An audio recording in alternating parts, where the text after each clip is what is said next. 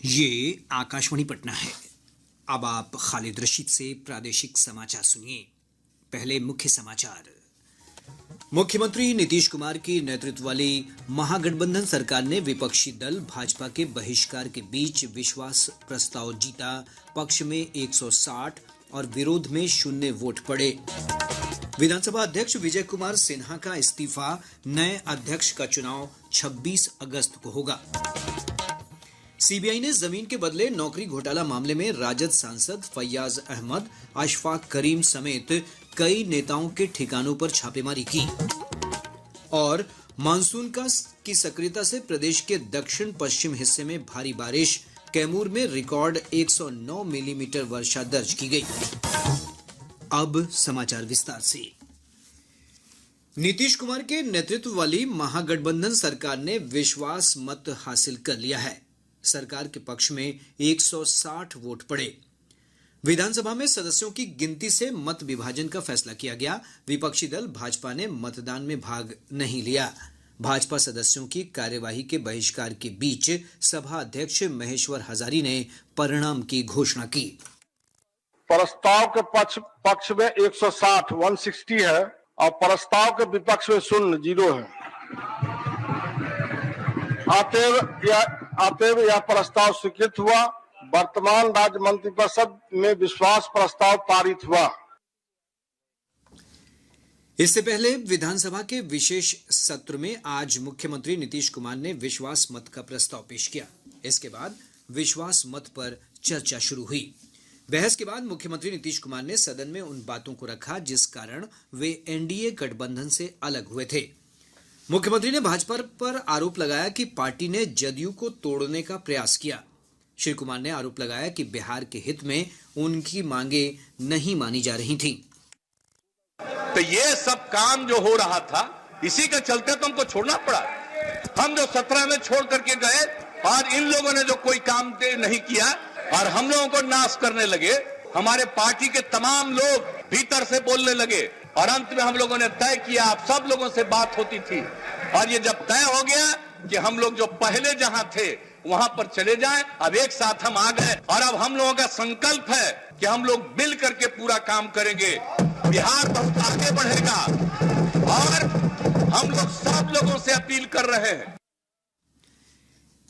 इसके पूर्व राजद के वरिष्ठ नेता और उप मुख्यमंत्री तेजस्वी प्रसाद यादव ने चर्चा के दौरान आरोप लगाया कि केंद्रीय एजेंसियों का दुरुपयोग हो रहा है।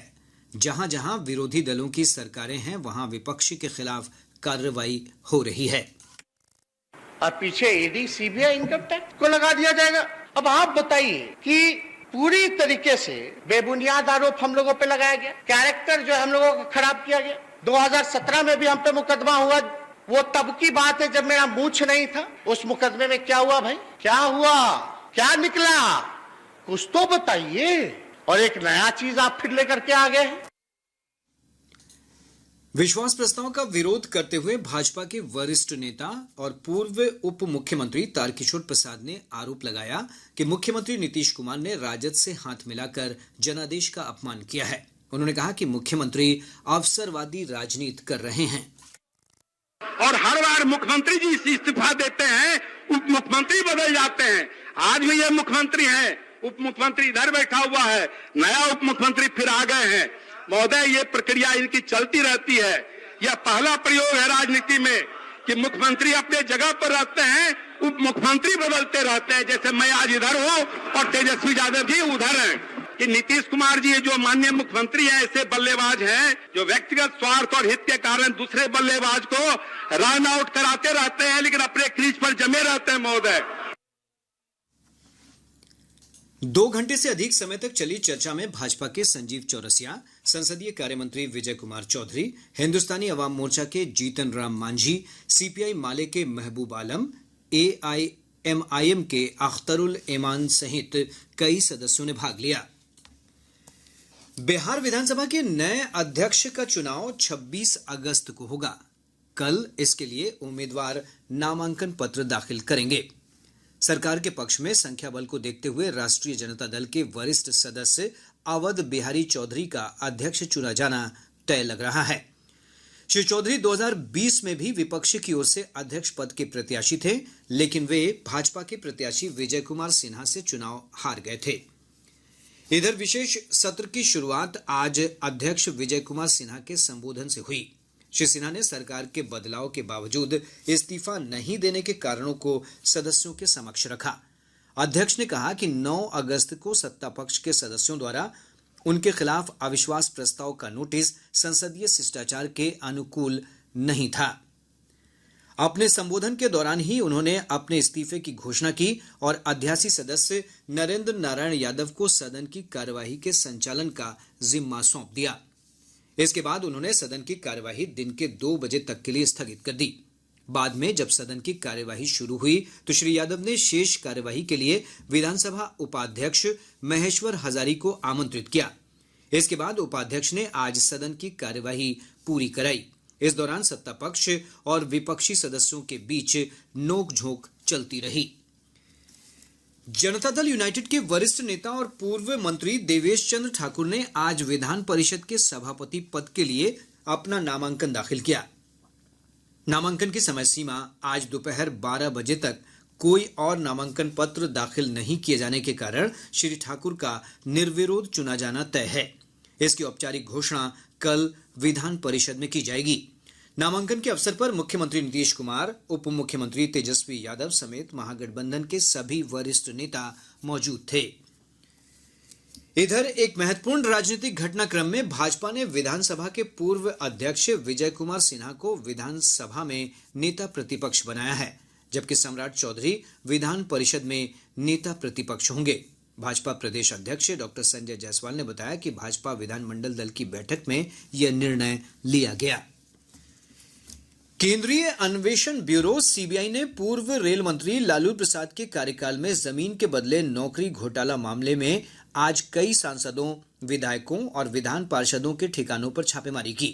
सीबीआई की टीम ने सुबह सुबह राजद के राज्यसभा सांसद डॉक्टर फैयाज अहमद और अशफाक करीम के मधुबनी, पटना और कटिहार स्थित आवासों पर छापेमारी की। जांच एजेंसी ने राजद के विधान परिषद सदस्य सुनील कुमार सिंह और विधान परिषद के पूर्व सदस्य सुबोध राय के विभिन्न ठिकानों पर छापेमारी की। केंद्रीय अन्वेषण ब्यूरो ने राजद के पूर्व विधायक अबू दोजाना और पूर्व मुख्यमंत्री राबड़ी देवी के निजी सचिव नागमणि के आवासों पर भी छापेमारी की। इधर मिल रही जानकारी के अनुसार केंद्रीय अन्वेषण ब्यूरो ने हरियाणा के गुरुग्राम के सेक्टर 71 में एक निर्माणाधीन मॉल पर भी छापा मारा। प्रादेशिक समाचार आप आकाशवाणी पटना से सुन रहे हैं। भारत का सबसे बड़ा लोक सेवा प्रसारक आकाशवाणी देश की स्वतंत्रता के बाद पिछले 75 वर्षों से देश भर के 1 अरब 30 करोड़ नागरिकों तक सूचना और समाचार पहुंचा रहा है। आकाशवाणी समाचार आजाद भारत की बात आकाशवाणी के साथ श्रृंखला में स्वतंत्रता के 75 वर्ष पूरे होने का उत्सव मना रहा है। यह कार्यक्रम आकाशवाणी के माध्यम से जीवन के विभिन्न क्षेत्रों में स्वतंत्रता के बाद से भारत की यात्रा का वर्णन करता है। आज के इस संस्करण में हम आपको 14 जनवरी 1980 से 21 अप्रैल 1997 तक के भारत के प्रधानमंत्रियों के बारे में जानकारी दे रहे हैं।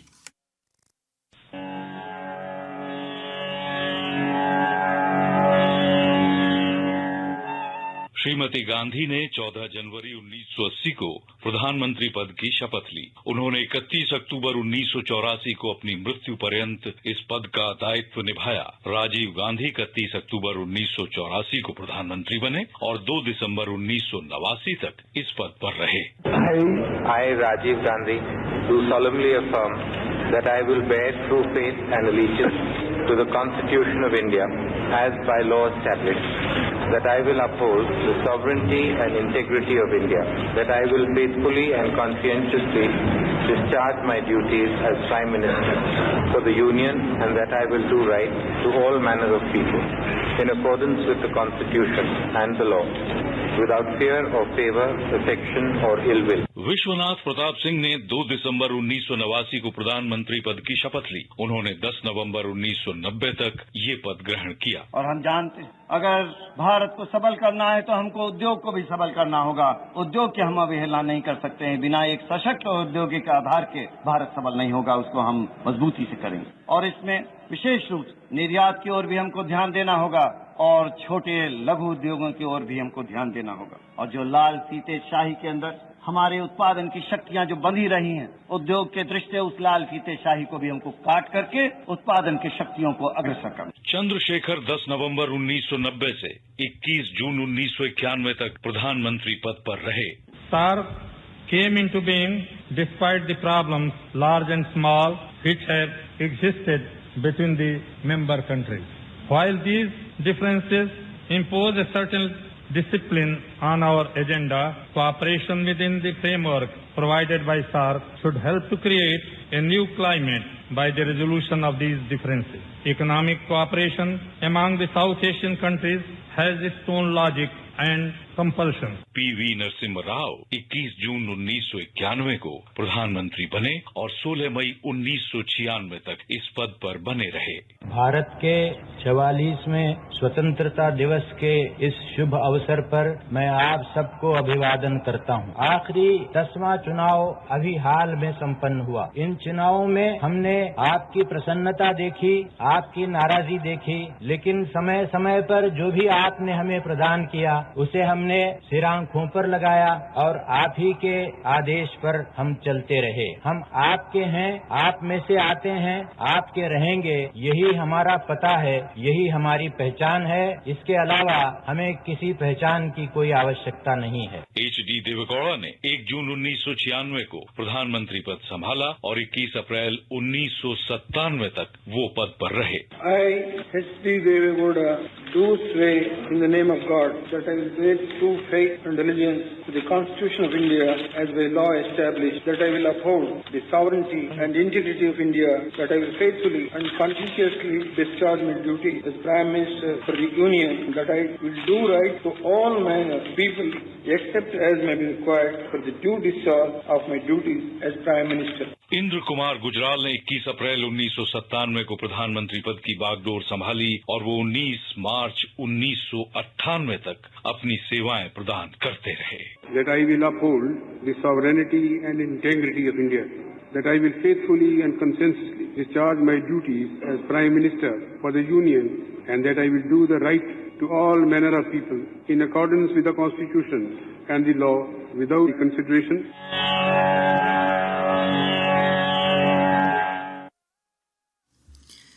आजाद भारत की बात आकाशवाणी के साथ कार्यक्रम Twitter handle @AIR news alerts, YouTube channel news on AIR official, news on AIR app, Facebook और इंस्टाग्राम पर सुना जा सकता है। तो आजाद भारत की बात आकाशवाणी के साथ सुनने के लिए बने रहें आकाशवाणी समाचार के साथ। राजधानी पटना समेत प्रदेश के अधिकांश भागों में मानसून की फिर सक्रियता के कारण मध्यम से भारी बारिश हुई है। पिछले 24 घंटों के दौरान भभुआ, औरंगाबाद और कटिहार में अत्यधिक वर्षा रिकॉर्ड की गई। भभुआ में सबसे अधिक 109 मिलीमीटर वर्षा रिकॉर्ड की गई। वहीं औरंगाबाद जिले के देव में 88.6 मिलीमीटर वर्षा हुई है। मौसम वैज्ञानिक ने बताया कि अगले 24 घंटों के दौरान रोहतास, भभुआ, औरंगाबाद और जहानाबाद समेत राज्य के दक्षिण पश्चिम भागों में गरज के साथ तेज बारिश की चेतावनी जारी की गई है।